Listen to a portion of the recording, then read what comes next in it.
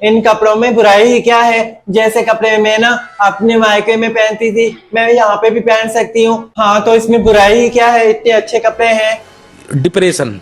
वो तुम्हारे माँ बाप का घर था, हम यहाँ से जाएंगे तो मेरे दोस्त यार हैं, रिश्तेदार हैं, सब यही बोलेंगे कि देखो कैसे करके फैशन जा रही है, ये क्या तरीका है। और ये तो मेरी अपनी खुद की चॉइस है ना कि मैं क्या पहनूं क्या नहीं पहन सकती। नहीं बेटा, तुम्हें ना अब ऐसा नहीं करना चाहिए, क्योंकि अब तुम्हारी शादी हो चुकी है, ये तुम्हारा ससुराल है। मतलब वो अलग ही लेवल का बंदा था। हाँ अम्मी, ये ना मुझे अच्छे से पता है कि मेरी शादी हो चुकी है, और मुझे ये भी पता है कि किस जगह ना कैसे कपड़े पहन के जाने, मैं अच्छे तरीके से जानती हूँ। मुझे ना ऐसे लेक्चर देने की कोई जरूरत नहीं है, मैं ना खुद को अच्छी समझ रही हूँ, तो मैं यही पहन के जाऊंगी। और हाँ, अच्छा, तुमने 2 बोला मिनट में था आ कि रहा तुम हूँ। मेरे मायके चलोगे, तुम तो अभी तक तैयार नहीं हुए। चलें भाई, चलो जल्दी करो, मैं देर हो रही हूँ, जल्दी आ जाओ।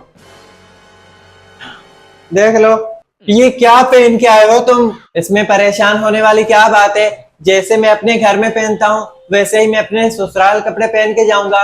नहीं, तुम ना ऐसे कपड़े पहन के जा ही नहीं सकते, बहुत ही बुरे लग रहे हो तुम। तुम्हें ये पहनने की मैं तो इजाजत नहीं दे सकती, मैं तो भाई यही पहन के जाऊंगा आज। और वैसे भी ये तो मेरी चॉइस है, मैं जैसे कपड़े पहनना चाहूँ मैं पहन सकता हूँ, मुझे कौन मना करेगा।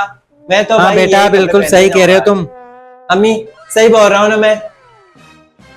मैं नहीं जा रही, बस मैं इसी घर में रह रही हूँ, जा रही हूँ अपने कमरे में बस।